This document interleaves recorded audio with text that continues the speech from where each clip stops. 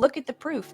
You look at the state of the military. You look at the laughingstock they've made us over the last 4 years. Absolutely. Every decision they've made has been to destroy this country, to destroy the war fighters, and to destroy the veterans. So you're saying this goes beyond Jeremy and Danielle. This goes beyond sheer incompetence. Yes, I absolutely say that. Yeah, I don't think this is an ignorance issue. I think this is intentional. Yeah. And I think they're using me to send a message. I think they're trying to make an example out of me. And it wasn't just advocating for veterans that done this, but I've also been highly critical of the way of foreign policy when I get asked about the war in Ukraine with Russia, and especially the remarks that I had about the pullout of Afghanistan, which is the biggest botched withdrawal since Saigon. Agreed. I'm sure I did not get any fanfare. I didn't make any friends, but the reality is veterans and military are not a priority to this administration.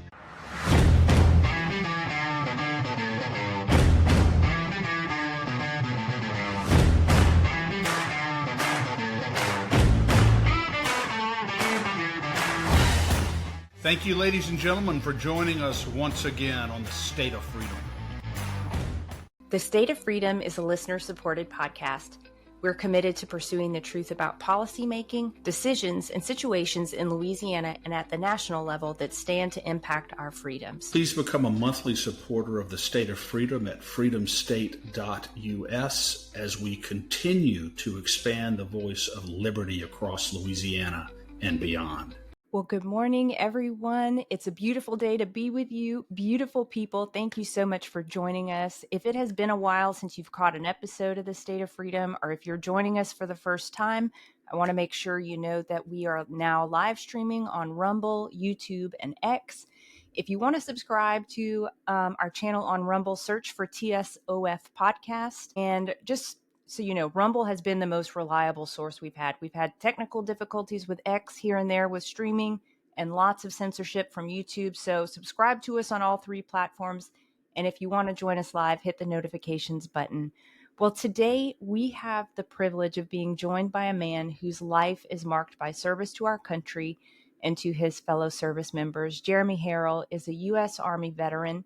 He served in Operation Iraqi Freedom, where he served with honor, and rose to the rank of non-commissioned officer before injuries cut his service short with the military. Jeremy is the founder of an incredible organization that provides outreach and counseling to active service members and veterans.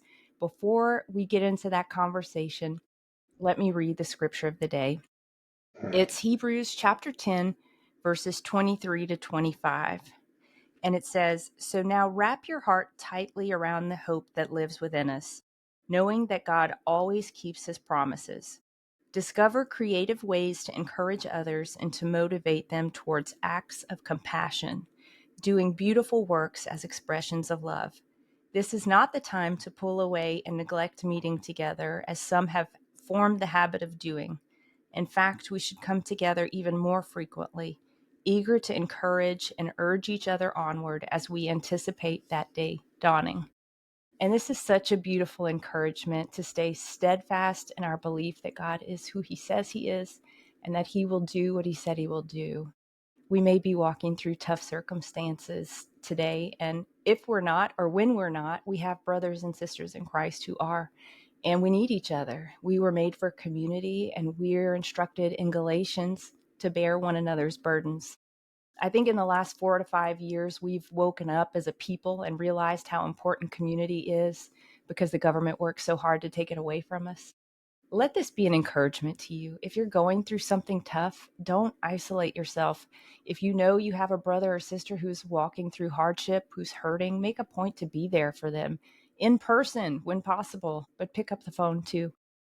It's a time that we need to help one another, and it's a way that we can see each other become victorious and live victorious lives that bless others. Yeah, living alongside one another and helping one another just makes a huge difference. Absolutely, Danielle. That is so well said. And we do need each other. No man is an island. I struggle often with reaching out to to people when I'm in need or feeling vulnerable. It's a very difficult thing for me to do, but it is so very important, and it's so burden freeing when we're able to do that, because we do need each other on this path. And when we wrap ourselves in Christ, He'll never let us down. And often He does that through instruments, and we are one another's instruments. We are one another's keepers, really. And I don't think there's anybody, based on what I've read about Jeremy Harrell, who really takes that to heart. Your organization, Jeremy, has done so much to rehabilitate and provide consolation and comfort and healing to war veterans and service members who need it so desperately. And you fill such an incredible niche in our world and in our society. We're often in the face of profound government incompetence, I might add. I want to start off with this question, Jeremy, because, I know that you just didn't wake up one morning and for no reason say, here's what I want to do and here's my mission. What was the catalyst sort of in your personal journey? Danielle mentioned that you are a military veteran and a decorated one, but what was the personal catalyst in your journey that sort of launched you on this mission that you're on now? Yeah, so it come out of a season of suffering and, being diagnosed with post-traumatic stress disorder and, not really knowing what that looked like. I decided just kind of like when we're in the military, we're trained in order to defeat the enemy, you have to learn all you can about the enemy. And so I kind of looked at it as this personal mission. How do I become a subject matter expert on PTSD so that I can find a way to try to overcome it to the best of my ability, or at least manage it. And then it was, once I do that, how do I help others do that, right? And so when I first started this journey, I went to maybe 12 to 14 different PTSD programs across the nation. I just threw myself on the battlefield again, so to speak, trying to figure this out while trying to manage the symptoms of it, which can be debilitating. And over the course of time, being at these programs with other veterans, I would hear them say, it's not so much that we miss the job, it's that we miss the connection. We miss the camaraderie. And I thought, well, there's no reason we have to miss that just because we're not in uniform. And it was really just an idea. And then after going through several of these programs, I come back home and decided that we were going to start a private Facebook group and maybe get 4 or 5 veterans together a month just to hang out with their families. I mean, that's essentially what the idea was. And then also I had the faith component. Right, with God being the great physician, he's really the only one who can heal us. So I said, what if I combined all this together, and what if we look at trauma through biblical perspectives versus the traditional secular therapy, which it has its place, but let's be honest, that's not going to help us in the long term, right?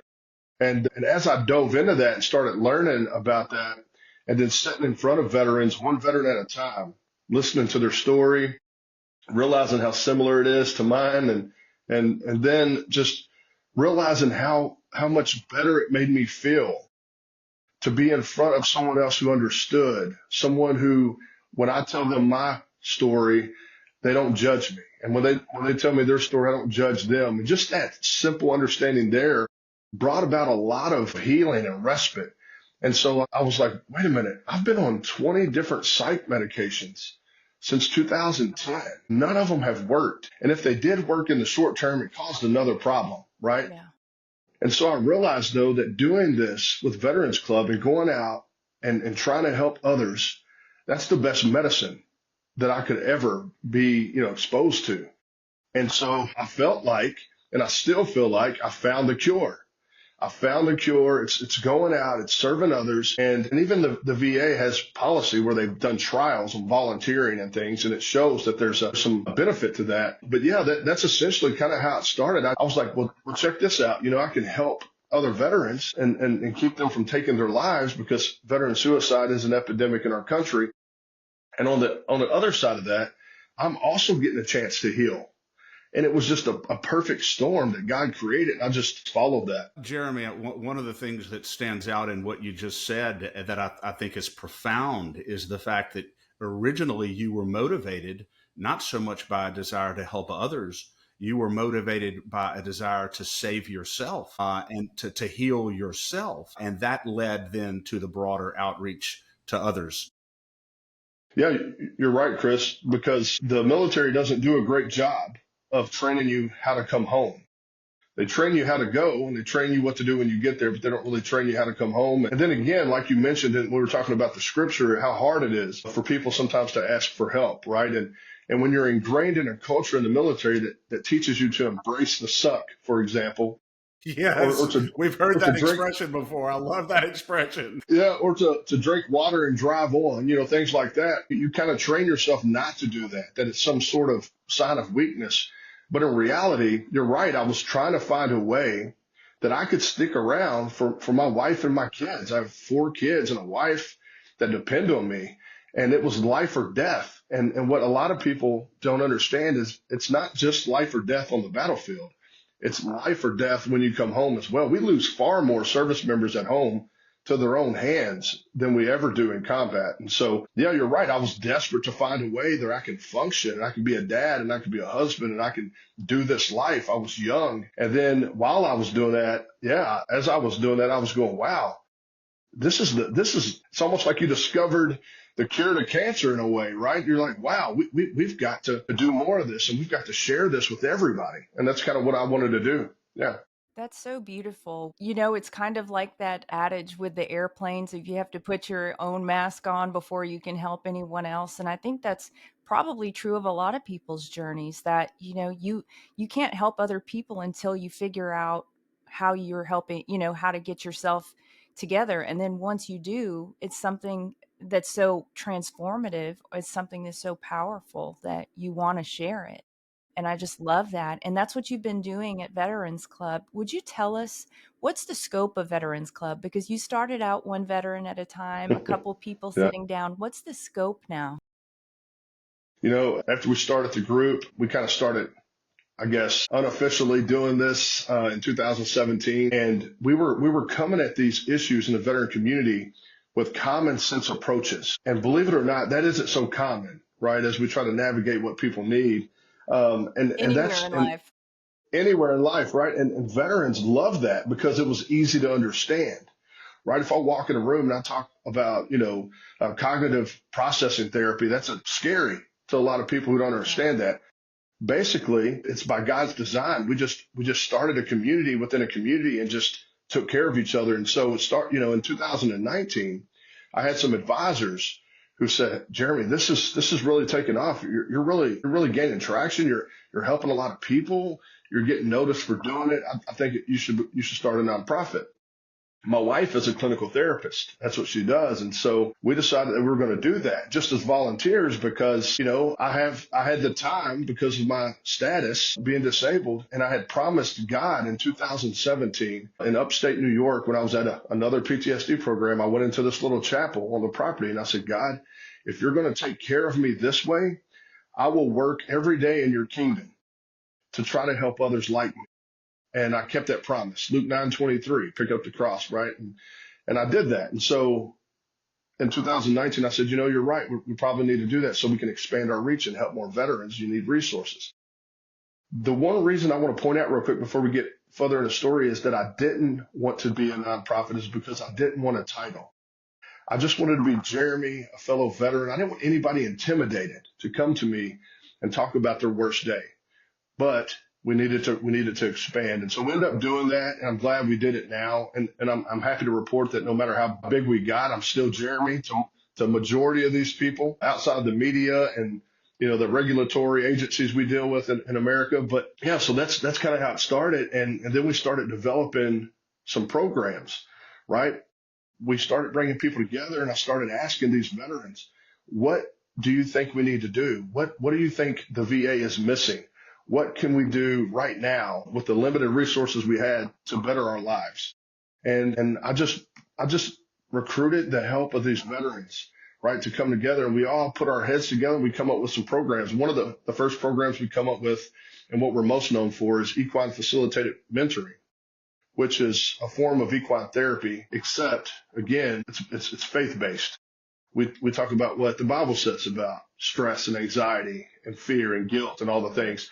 And then I went out to Kansas and went out to a program there that was another equine therapy facility and spent a weekend there, got familiar with horses, learned a little more and also try to help myself a little more, right? And then when I come back after that weekend, I got a call from that director who said, hey, Megan Kelly and the Today Show is going to come out and they're going to do a story on our program. And I said, oh, that's great. Who's Megan Kelly? Right. I had no idea, I didn't watch the Right. news because I felt like it was hard to watch, right? Still is hard to watch, but, we'll do anything for each other. And he says, well, can you come out and tell your story and talk about, your experience here? And I said, I'll definitely do that, but understand, like, I don't have a lot of experience with horses. He said, it's fine, come out. So I come out, we go through all that, we do all the filming, I come back. 2 weeks later, it airs, and during the segment, she says, number one, that I'm a mentor at this program, which I'm not, I wasn't at the time. Right. And then at the end, she finishes the segment by saying, and Jeremy is going to do this in his home state of Kentucky.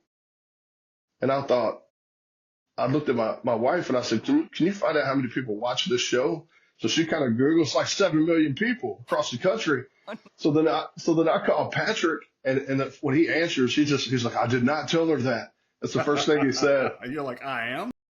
Yeah. And I said, well, okay. And so I look at my wife, who had grown up with horses, who knew a lot of people in the horse industry. And I say, well, we live in a subdivision. We have a 1/4 acre lot. We don't even have a dog. How do we get this going? And she had friends, and we ended up getting it going. And what's so cool about this that I want to mention for people is when we first started doing this, I had no idea really what I was doing, but I knew that if I brought veterans and their families together and we focused on Christ and I shared the gospel, that I could not fail. If I try to do anything outside of that in my way, it could go south quick. And I'm happy to report that we're no more successful now than we were then, although we're well polished. We got a lot more exposure. But when God's in the center, it's going to be okay either way. And so I'm really proud to say that because of that, we've had a really solid program. So that's one of them. And then we got a women warrior program that focuses on women who have served and addresses their needs, because their needs are different oftentimes than men. And so we have a coordinator that does that. Obviously, I don't know what that looks like, right, as a man, but we have some coordinators who are doing that, including my wife. We have a resilient mind program that takes veterans who have been dealing with a lot of stuff, helps them get over that stuff. And then we ask them, what is it that you wanted to do in your life before all this got in the way? And you get answers from, I want to be a business owner. I want to be a better dad, a better mom. And then we partner those folks up with community leaders to mentor them and get them on the way to achieving that goal. Right. So that's one of my favorite program. Right. And then, we have a lot of recreational programs, concerts, ball games, tickets to different events. And then we have a vocational training program called Operation Jeep Build. And that's where folks donate old Jeeps. And we have mechanics, ASE certified mechanics, who show veterans who are interested how to tear these Jeeps down and rebuild them, teaching them automotive repair, so that they want to have a career in that, or they want to just know how to fix their own vehicles. They learn that. But then we take the Jeeps out with our families and let them play on the trails with them. Super cool program. Yeah. So those are just some of the things that we do. But we have about 200 events a year, free of charge, for veterans and their families. We are so honored to be affiliate partners for General Michael Flynn's movie, Flynn, Deliver the Truth, Whatever the Cost. Support General Flynn and the State of Freedom by shopping the Flynn Movie Store directly from the button on our homepage at freedomstate.us or through our affiliate link, flynnmovie.com/TSOF podcast. On that site, you can purchase the DVD, which comes with a streaming link. You can pick up Flynn movie merchandise and get his complete 5GW book series. Yeah. Jeremy, that's so amazing. And, you have to zoom out and say that God's design is so perfect, right? You could have never imagined that you would have needed your wife to be a clinical therapist. You would have needed your wife to have a history with horses and know how to take care of them because of what you were being thrust into as a famous expert all of a sudden in something you didn't have any background in. God is so funny. I've been calling him a wild man lately because some of the things I've been seeing.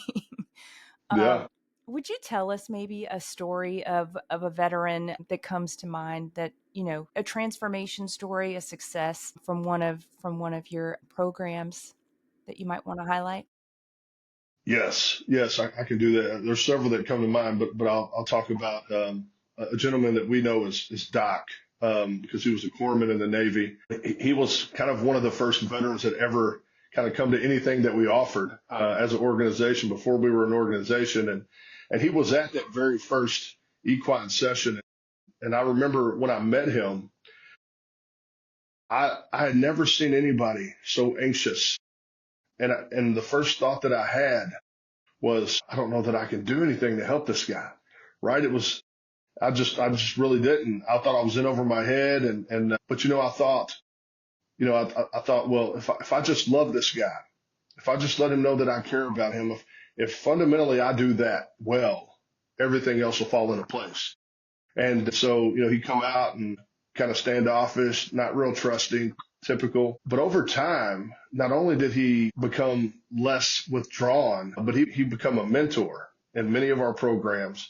He reconnected with his daughters and his son and his family through our programs.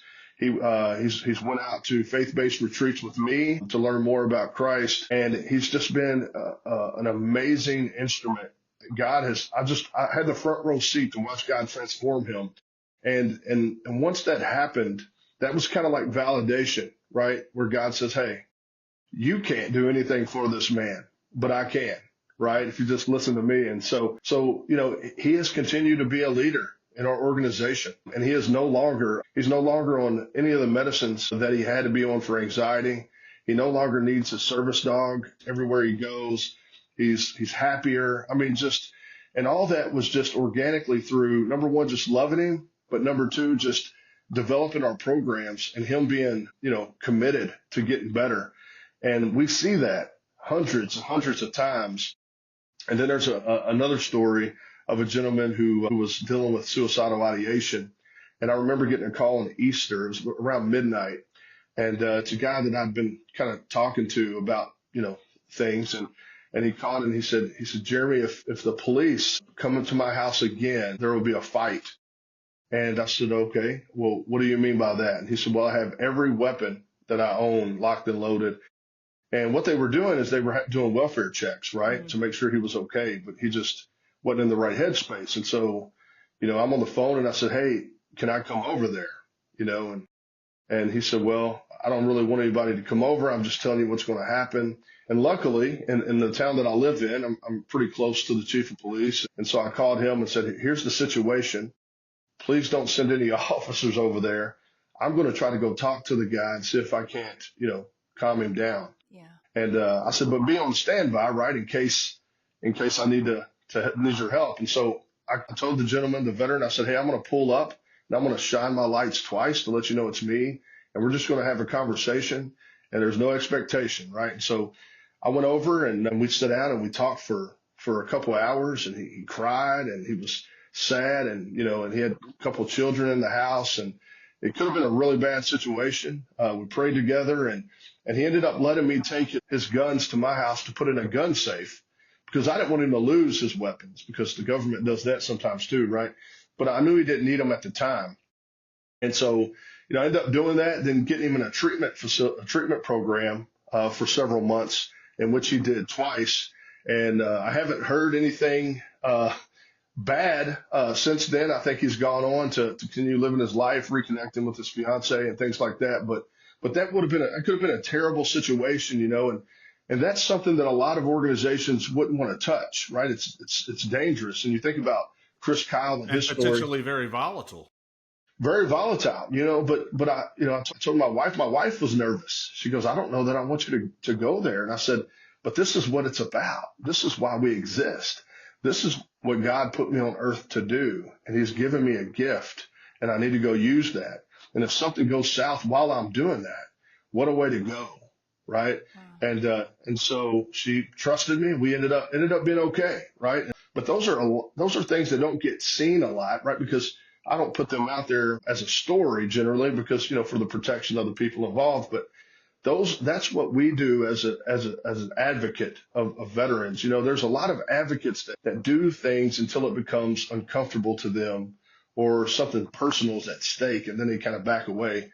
I'm not that, right? Obviously, you look at the situation I'm in right now, I'm 100% willing to put it all on the line for what I know is right. And anyway, that's some of the extra things outside of the programs we have that I would do personally to try to make sure these veterans stay alive, and so do the people in the community. That's incredible, Jeremy. And, I can see that the Lord has given you the gift of peace. You've received his peace for yourself, and that's something that you're releasing into those situations. The Bible tells us to be carriers and releasers of his peace. And there's no other explanation for going into such a volatile and potentially dangerous situation and being able to walk out, hugging the guy, praying with the Mm, guy, yeah. imparting the love of Jesus to the guy. So it's It amazing. is. It is powerful. And Jeremy, as you were talking, I was thinking, these men particularly, some of them have seen some of the most horrific things imaginable.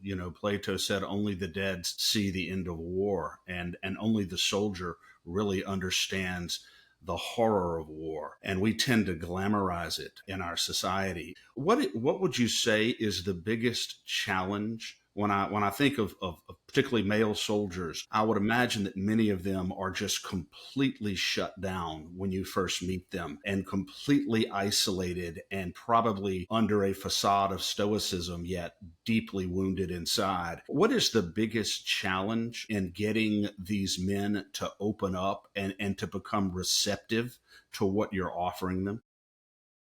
The biggest challenge is trust. It's trust, and it stems from their time in service often, where the government agency, the military branch that they worked within wasn't honest with them. I think that the military sometimes trains us in a way where it's absolutely perfect for combat. But if you think about the amount of time that we're in combat versus the amount of time that we're not, we're mostly not in combat. And so, but no one trains you on how to process that. No one trains you that it's okay to feel a certain way. It's okay to be sad. It's okay to have grief. It's okay to talk to somebody about it. It's okay to shed a tear if you need to, right? It's total opposite of that. But then they do that, but then they don't give you any resources either. I remember coming home, and there were two questions that separated me from getting the help I needed in the free world, so to speak. And that was, do you feel homicidal? And do you feel suicidal?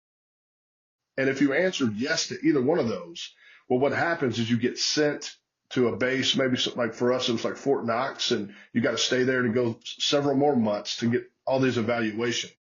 And so what do you think happened for a bunch of soldiers who had been deployed for a year and a half? They said, no, right? They wanted to go home. They wanted to see their family. And it was that kind of gotcha stuff that created this distrust amongst the military service members. And so when we get folks that come out, they want the help. They're afraid to open up. They're afraid of how they may be judged. They're afraid of how they may be treated. And so we have to break down that barrier and build trust first. And once we do that, though, the floodgates open. It's almost as if these folks are relieved to know that someone actually cares. And it's just a shame that our country doesn't. Yeah. The amount of sacrifice that goes in to raising your right hand and signing up to go do some of the most awful things at times that a human should be asked to do. And then to come back and feel like you're not supported. Yeah. And once you're injured or you're not, in A+ condition, they boot you out, and it's like you never were there, right? You're just out of the game anymore. They got the revolving door of 17-year-olds, 18-year-olds coming in. And so I would say trust. That's the first thing we work on, is I want them to know that I understand how you feel, what you feel, and why you feel what you feel, because I have felt it. I still currently feel it in a lot of ways, but we don't have to be held hostage to the wrongdoing of what our country has done to us. You have people here who are willing to meet you where you are and help you get to the other side of this so that you can enjoy the life that you literally fought so hard to enjoy. And so I think that's the hardest thing that we have to contend with, is the lack of trust. Yeah. And that is you just directly described the void that you're filling, that is left by the institutions that really are, including the VA, that are supposed to be providing the kind of therapy and help that your organization really is doing in a meaningful way. Speaking of the VA, I know there was a period of time when you were working with the VA in trying to, to assist these men and women who had been scarred so much. And then ultimately conflict developed between you and the VA, which ultimately led to a criminal indictment of you. And tell us about that experience, the beginning of your relationship with the VA, how that developed and really degenerated, and then ultimately your criminal prosecution. Yeah, so that's a lot to unpack. Yeah. I'll summarize the best I can. Yeah. For the sake of time. But so my relationship with the VA started, probably a couple years into doing what we do at Veterans Club. We got a lot of exposure for what we were doing. They saw that, and they knew that veterans would much rather come to our headquarters and come to our programs than they would come to their programs, which is why they started having their town hall meetings at our headquarters. They would even give flu shots and have mental health graduations, program graduations at our headquarters. And both of the hospitals in Kentucky, their mental health program managers and chiefs would come out to our farm and have staff retreats. I would kind of take them through a similar process that the veterans go through. Obviously, the context is different, but so they know what we're trying to do and what we're trying to accomplish. And that's how close our relationship was. And they had asked me to be a consultant and to chair a committee within the VA to bridge the gap between VA and the veteran community. And while I was doing that, I would ask veterans in the community, what is it that you need from the VA? And then I would put that together and present that to the executive leadership team. It was the first of its kind. I don't know that anywhere else is doing that.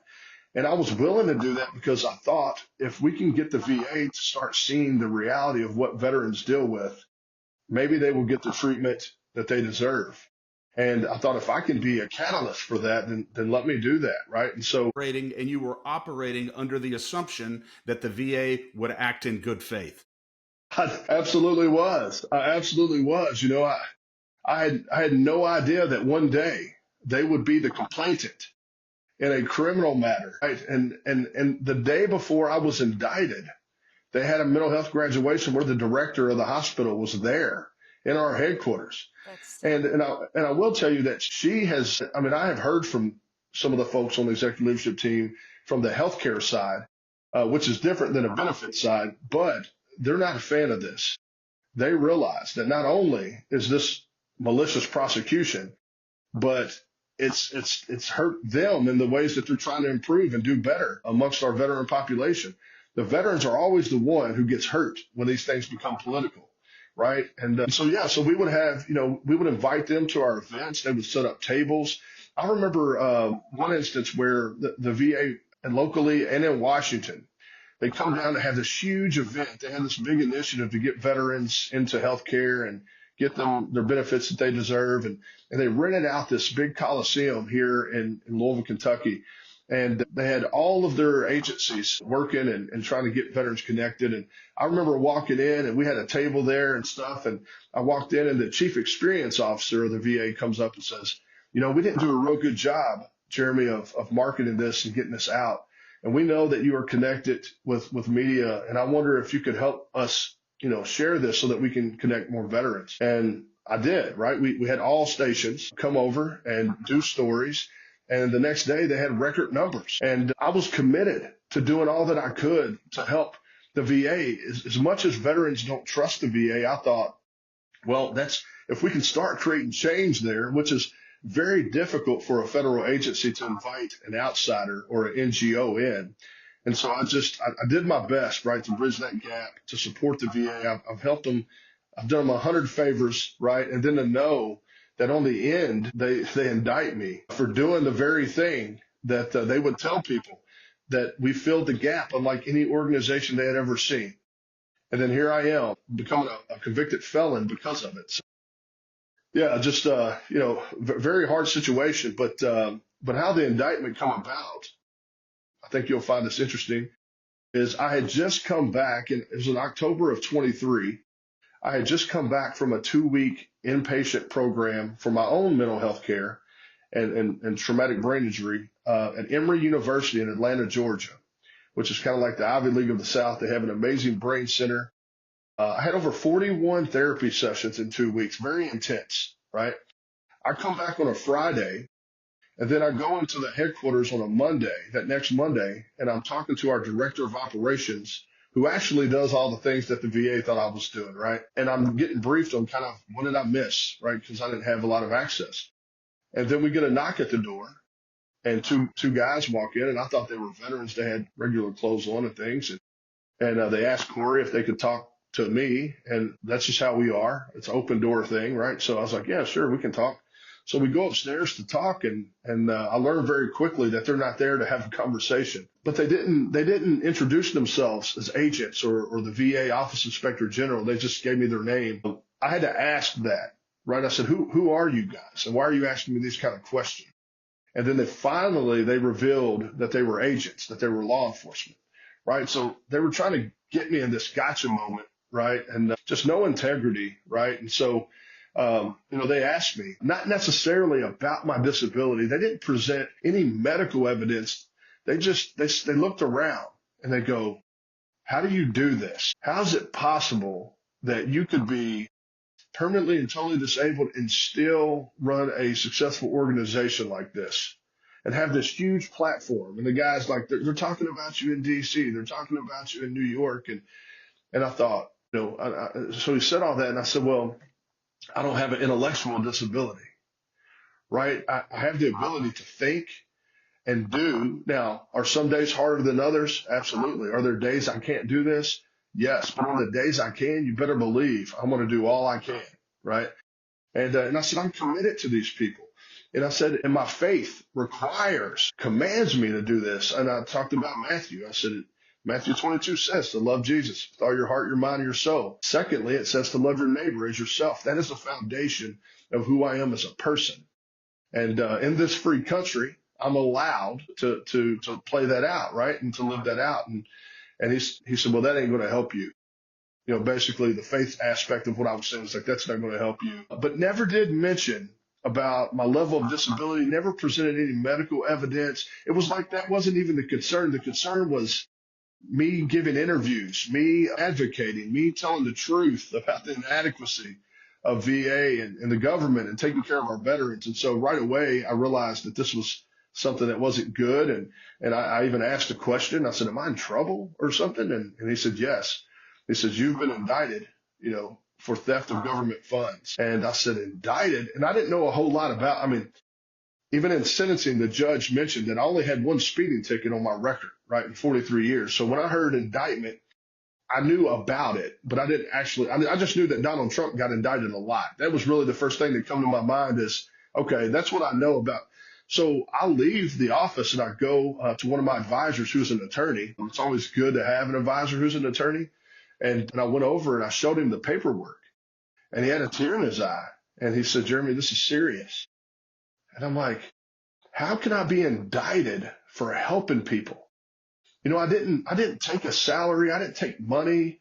I did all this with the time that God gave me when I could do it, and I just couldn't believe that in America now, it was a felony to help your brother, your sister, right? I just couldn't believe that. And when I opened the letter, and it's very hard for me to talk about, I don't know that I'll ever get over this part, but when I opened the letter, it read the United States of America versus Jeremy Harrell.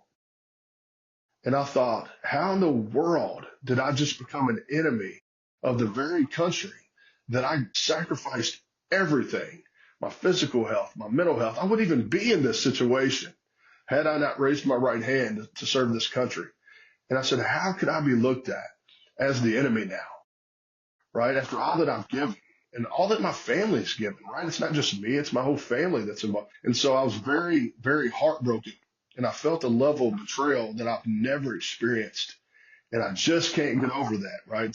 And so very hurtful process. And then a couple of days later, we had an arraignment where they kind of formally. With, Jeremy? What were you charged with? Theft of government funds? Was that the single count? Yeah, it was just one single count of theft of government funds. Basically, what they're saying is that I wasn't as disabled as all of their doctors said I was, right? I can't do that for myself. I can't diagnose myself. I can't determine my level of disability. But I will tell you this, 51 of their providers, after we combed through all of my medical records, close to 12,000 documents, 51 of their providers, and this is just in the last 4 years, have said the same thing about me. It was only this one examiner who changed her opinion after being pressured by the agent, right? And not only that, my actual therapist at the VA, who I've seen since November of 2018, he's not only my therapist, but he is actually the chief of the PTSD clinic for the state of Kentucky. And he wrote a letter. Well, first, let me tell you what he said in his office. He said, what the F are they trying to do to you? And I said, I don't know, but this ain't right. And so he writes this letter and says, I've seen Jeremy this many times over the course of this many years, and I'm affirming that he has these impairments, and it's social, work, quality of life, relationships. He validated my condition. But yet the VA says that the law enforcement's report, the law enforcement officer's report was more persuasive. And I'm going, this is your chief that you hired, the chief of the condition that I have, and you're saying that this law enforcement officer who is not a clinician, has no formal training in mental health, that his report is more persuasive. And then that's when I knew that it's not about my condition. I believe that. It's about what can we do to get this guy to be quiet, right? And that's when I started transitioning my thought process, because even the examiner, when she got on the stand during trial, she admitted right away that she had confirmation bias.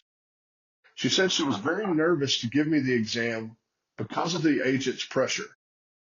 And then after she gave the exam and sent the results to the agent, he sent an addendum that I tried to get before the trial through the FOIA request. Now, keep in mind, I got denied twice for a FOIA request. I only got documents after the trial. A week after the trial, I got everything I asked for. And in that was the addendum. And so I thought, okay, let me look at this addendum to see if he used medical evidence to try to get her to change her exam. None of it was medical evidence. It was a list of news interviews that I did talking about helping veterans. And basically it was, now do you think, as if I'm not supposed to be able to hold a conversation or tell my story or have any level of intellect in order to be disabled the way that they have marked me disabled. So very bizarre. That's crazy. Quick question here, Jeremy. Yeah, sure. So the charge and the indictment was not that you stole funds that were ostensibly used for any nefarious purposes. They were saying that you were exaggerating your own condition and therefore received government benefits that you should not have received. Was that essentially it? Yeah. So the initial complaint that went into the VA 3 months after they started investigating me, there was an anonymous complaint where, and I have copies of it, where someone says that they believed that I was, quote unquote, living too good to be on disability, and that they thought that I was taking money from the organization. So when we contested that, because they did a forensic audit and they realized I hadn't taken $1, I didn't even take mileage from my organization. Why didn't that close the case? But it didn't. Then they went a different direction and tried to get into the disability part of it. But yeah, essentially that's what they're saying, is that I exaggerated my condition, or that I wasn't as disabled as again, they said I was. Or there's no way that you could be as effective as you have been and suffer from the disability from which you suffer. There's just no way you could be that successful and have that disability. Right. And the way we argued against that is, you're talking about my whole life. Like everything that I'm doing, I have lived experience in. It'd be different if I come up with a cure to brain cancer, right? I'd have to go learn that and go to school and figure all that. But I live this every day. All I'm doing is communicating what I deal with, right? Yeah. And so but they didn't want to hear that part. But yeah, you're right about that. And I had just again come back from a treatment program, and in order to get into this treatment program, because it's so competitive, is you have to go through a 5-hour evaluation from neuropsychologists, psychologists, psychiatrists, clinical social workers, and then they determine whether you're a good fit for that program. But in the meantime, as they're doing this exam or this kind of orientation, they re-diagnose you. So my condition never changed and my employment never changed. And that's the only two things that I'm ever required to report to the VA. Their argument was I was volunteering too much, but there's nothing in the policy at the VA that says I can't volunteer or that I had a restriction on volunteering. And my lawyer even asked that when the agent was on the stand. He says, is there anything that the VA would have ever sent Mr. Harrell that would tell him that he couldn't do this? He said no. So how in the world would I assume that volunteering, helping people when I can, would be something that would create a felony offense for me, right? So, yeah. It's just an abomination. And these are the same people who stood up, I'm sure, and said, trust the experts during COVID. These are the same people. You know, Jeremy, a house divided against itself can't stand. And the VA is clearly divided against itself right now. Why are they not just trusting the people who are expert at diagnosing things? And it's because I guess you're making them look bad, right? That's That's probably basically what what it it comes comes down to, Danielle. I think you just hit the nail on the head. Your success, by comparison to their incompetence and their failure, is truly giving them a black eye. And it's not as though you were out there. I'm assuming that you were not out there in all these interviews and public exchanges you were doing, constantly bashing the VA. You were probably talking about ways to improve the VA and assist the VA, which is exactly what your motivation was. You know, it seems like they really are, this might have been born largely out of envy of you. Yes, I believe that. And the other thing to mention is if they thought I was trying to enrich myself, you know how much money that I could have made if I was a for-profit business, contracting with the Department of Defense. And not only that, when they asked me to be a consultant to the VA, I mean, I could have charged them to do that. I've never charged the VA for anything. I've never asked them to pay for anything. They have all this money. And I think one of the things is they have all this money, but they have very little results. We don't have any money. We're this grassroots nonprofit organization that use common sense approaches to get things done. And I think that makes them look bad, right? It takes money out of their pocket. But I do want to tell you this because I think it's important. I was so dedicated to help, and I'm so regretful for this, but I was so dedicated to help the VA with its mission that they called me during COVID and they asked me if I would get the COVID vaccine because they believed that if I got it and they filmed me getting it, that other veterans would come and get it. More concerned with the elderly veterans. Now, I didn't know the implications of this vaccine at that time. Otherwise, I would have totally not done it. But the point of this story is like I thought, well, I don't really want it. And so I said, I'll get the one. If it's going to keep veterans alive, I'll do that. And I did that. They filmed it. They marketed it. They put it out for the world. And here and that's the level of commitment I had to an agency who's now sending me to prison, saying that I owe a couple $100,000 for benefits they don't think I deserve. They're the ones who awarded them. Right. So it's just, again, the level of betrayal is second to none. And this, Jeremy, from a government that squanders more than $200,000 in a fraction of a fraction of a fraction of a fraction of a fraction of a second. It is just the hypocrisy here is just absolutely extraordinary. It is. Yeah, I mean, for them to do it, for them to go to trial and prosecute me and bring in all these folks from around the country, I'm sure it cost them more than what they think I owe them. There's been a lot of people who said, you all paid this guy a couple $1,000s a month. That's a small price for what he's been able to accomplish compared to what you pay in salaries and government waste. But even that, one of the other things is when the prosecutor on this case from the Department of Justice, because they're not innocent in this either, right? When the prosecutor called my attorney because he said he wanted to resolve this case, my attorney went to meet with him, drove out of town to meet with him. And the prosecutor wanted me to take a plea deal. They always do because they don't really want to do their job, right? And basically said if he does this, he will never go to jail.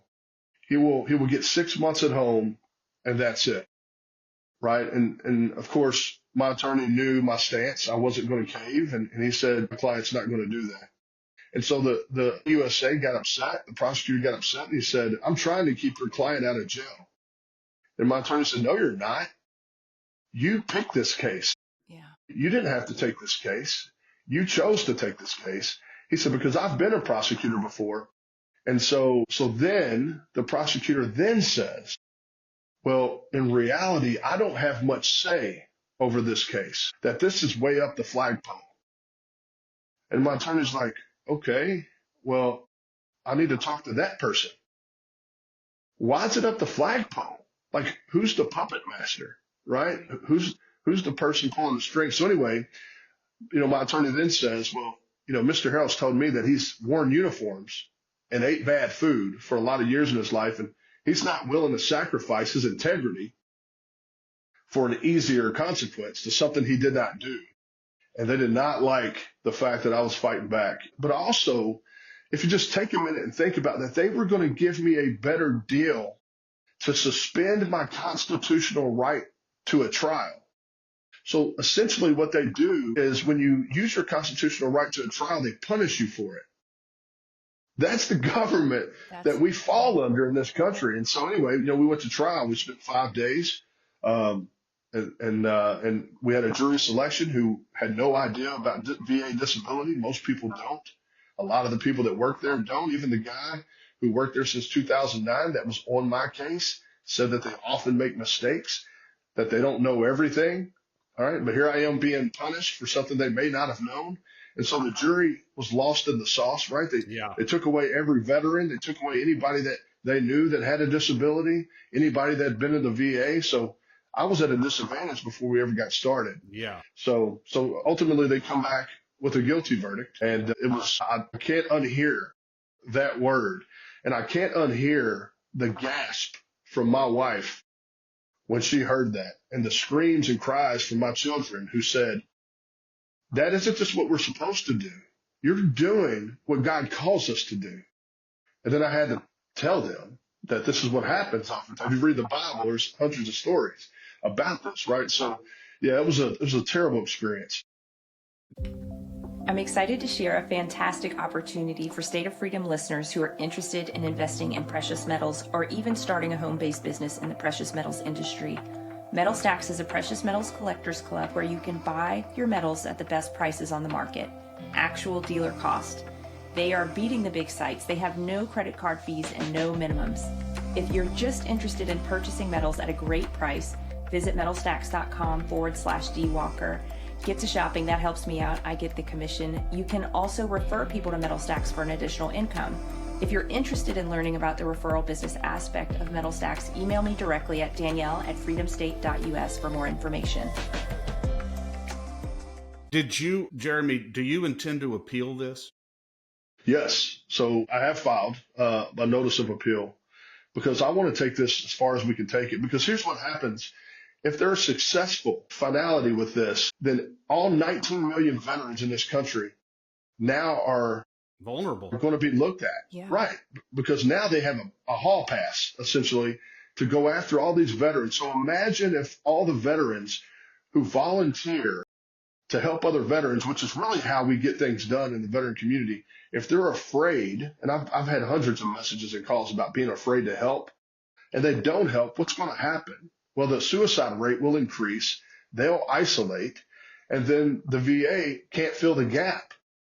And so this is so much bigger than even me. And so I feel like that it's my responsibility as an advocate to do everything I can to reverse this, to win this. And I want every judge in the higher court to look at this, even if we have to go to the Supreme Court, because I want one of them to look at it and see it for what it is and go, wait a minute, this doesn't add up. So yeah.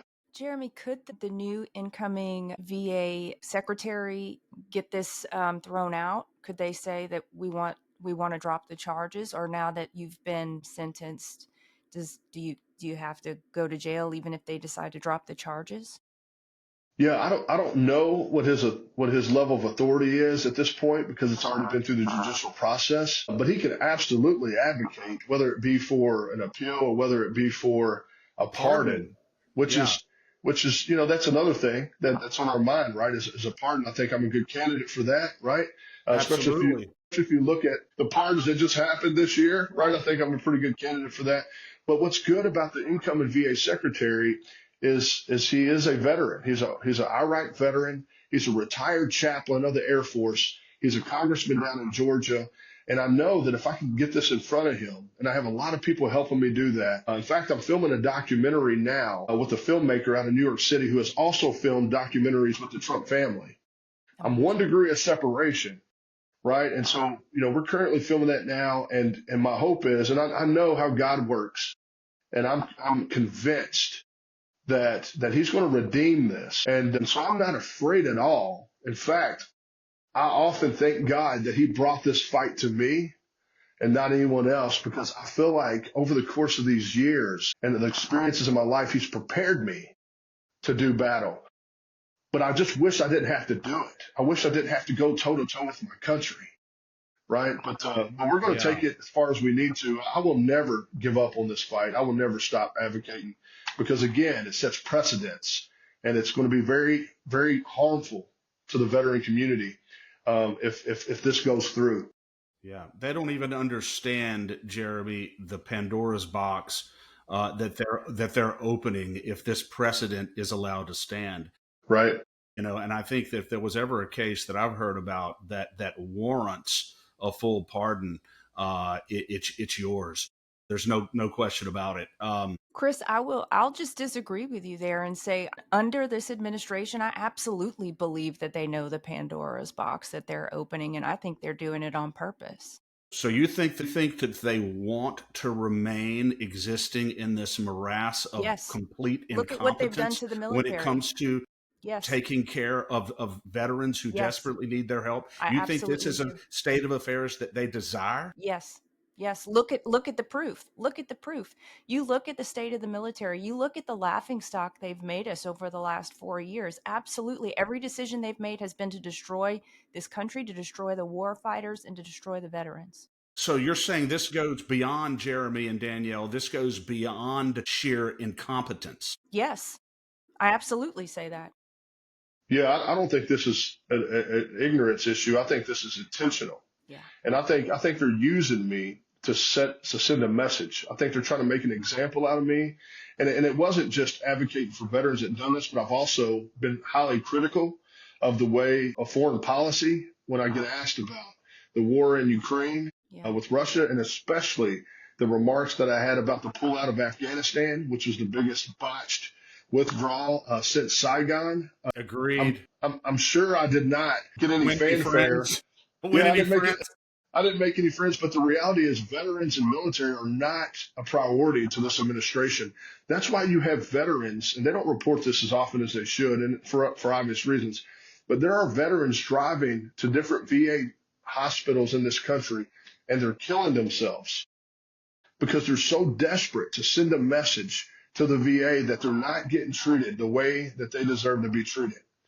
And here's the deal, I don't want to get too far in the political rabbit hole, but if you think about immigration, you think about people crossing the border who get all these benefits, who've done nothing for the country, and then they're trying to put me in prison. And I've served the country. I've continued to serve the people of the country. And I will do this for the rest of my life either way. But why in the world would it ever even be a thought to punish a man when the country says they love veterans, but then they punish a man who actually does love veterans and has shown that he loves veterans? That's going to open up a can of worms that I don't think they're prepared for. Yeah. Across the community, across the country, right? Yeah, this is going to boomerang big time, and I'm here to see the boomerang on your behalf. I hope so too. I got one final thing that I wanted to ask you on a more deeply personal level. Obviously, you were traumatized by your own war experience, and some of the trauma that you suffered probably would have ended many men. They wouldn't have had the strength or the resilience to come back from that. Not only have you come back from that, but you seem to continue to get even stronger and stronger and stronger in your fight. What is it? And I know you talked about your faith, but what is it about this whole process that we've been talking about that is hurt you the most deeply? Was it opening that letter and seeing United States of America versus Jeremy Harrell, or just the whole process has just hurt you very deeply? Wow. So it was the whole process. I mean, to read those words, I can never unsee that.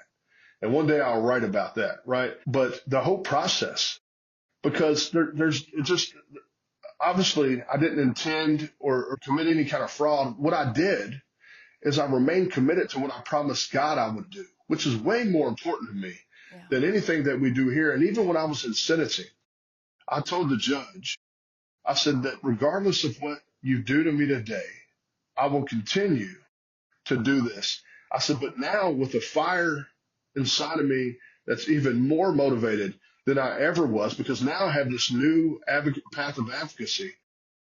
And the judge smiled. And I want to say this is the prosecutor during sentencing, he said some terrible things about me, and even said terrible things about people who wrote character letters for me that said good things about me. He was so nervous because he knows that the guy sitting to his right didn't do this. And so he's calling me these names, and he said something that really stuck out to me. He said that I was a great deceiver and that I had brainwashed my loyalist. And I just thought, when we think of the great deceiver, who do we think about? We think about Satan, right? And so when the judge spoke after that, he said, Mr. Harrell, I want you to know that those letters hold a lot of weight with me. And then he goes on to say, I believe everything everybody wrote about you in those letters. And to this day, and to the demise of the prosecutor, I have never been complimented so much by one person at one time than I was that judge.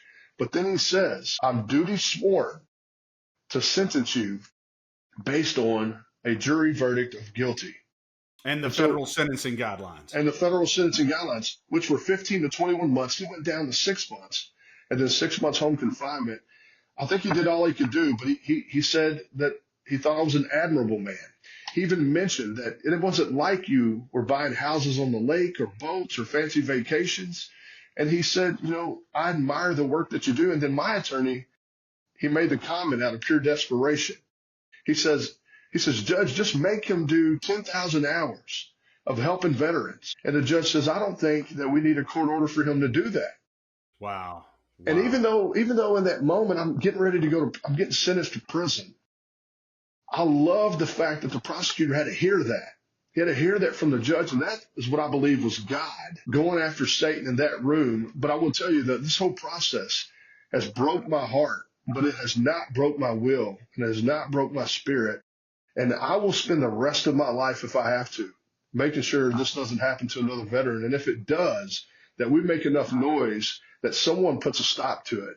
And I think it's time for an additional focus of my advocacy. There's a lot of justice-involved veterans, but there's just a lot of Americans who are being weaponized. The DOJ has been weaponized against them. And we know lawfare is real. And unfortunately, I got to experience that, right? But what I can tell you is that the government chose the wrong guy, and I'm sure of that. And we're going to continue to fight this. And there's so many more people out there who support me. There's so many people all over the country trying to do certain things, make certain moves to get this where it needs to go.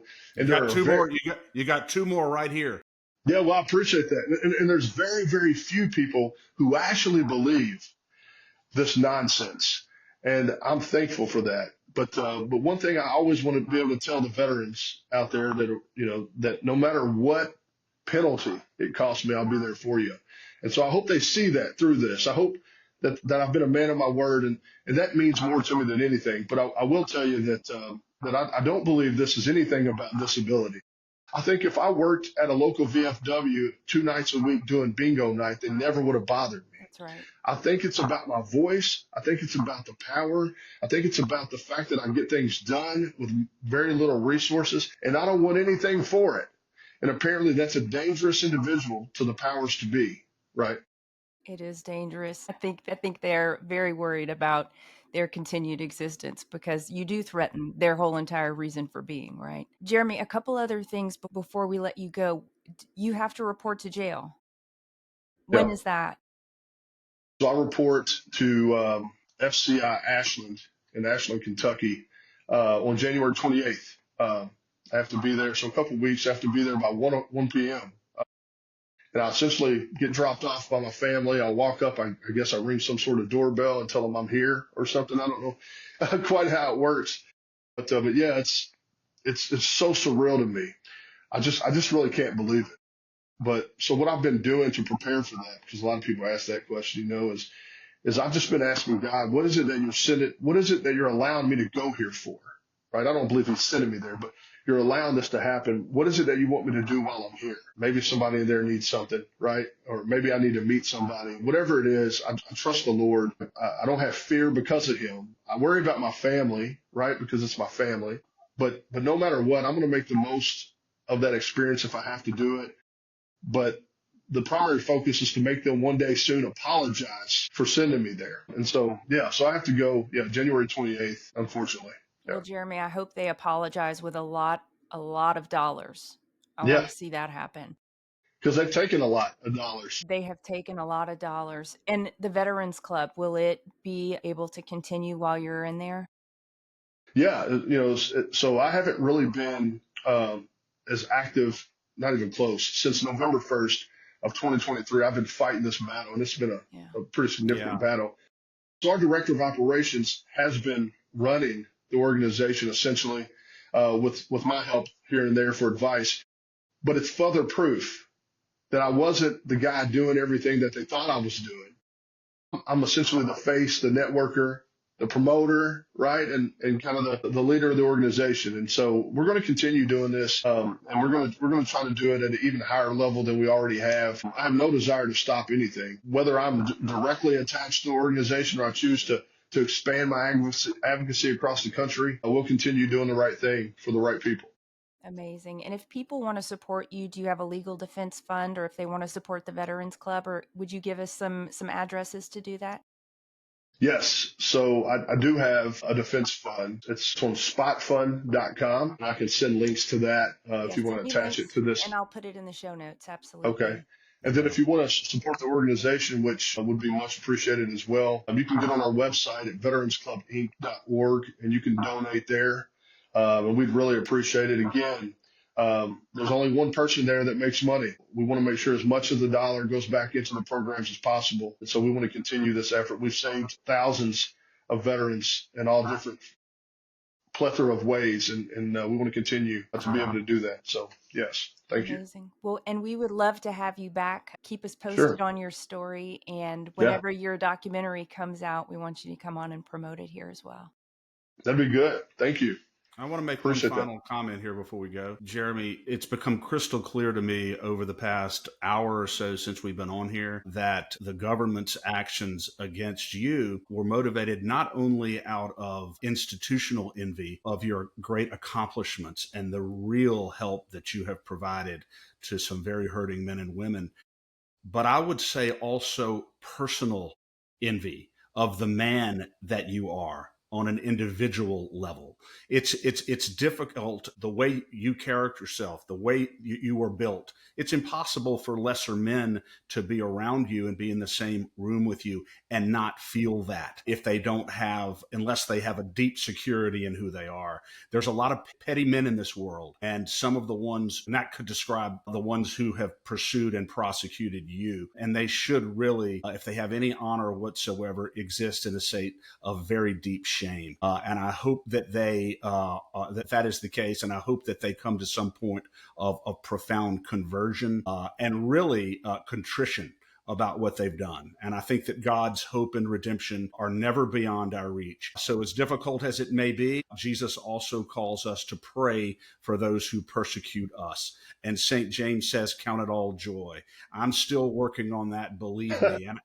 And I fail often, but I am so inspired and moved by your taking the time to be with us today. And we are in your corner, and we are going to move forward and do everything we can to help you also. So God bless you, sir. I appreciate your kind words. It means a lot to me. And I pray for my enemies every day. I pray for the ones I know by name, and I pray for the ones I don't know, and those who conspire against me. And then one of my favorite verses in the Bible, Isaiah 6:8, says, whom shall I send? Right? God says that, and he says, send me. And that's kind of the campaign, right? This is kind of what drives me to get up every day and do it. And, I just wish more people would ask how instead of being upset when someone's successful. Why don't you sit down and ask how? If you want to be a better person, I've always been a guy who will sit down with anybody and have a conversation. I'm not hiding any special formula to success or anything like that. I'm just simply trying to be as obedient to the Lord as I can, and he just shows favor. That's really the answer. Outside of that, I'm a sinner who deserves death just like everyone else, right? But because of him, I have been saved, and that gift, as you know, is available to anybody. And I wish they would just ask for that instead of being mad at me because I'm proclaiming the gospel around the country.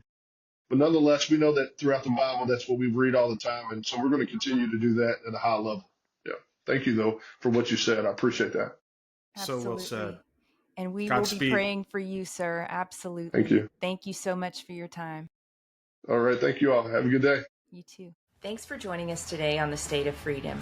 Be sure and check out the show notes for this episode. You can always go there and find the calls to action and resources mentioned in the show, and you can find out more information about our advertisers there as well. If you want to learn more about us or support our work, visit freedomstate.us. To get involved with Louisiana Citizen Advocacy Group, visit LACAG.org. We'll see you next time. God bless.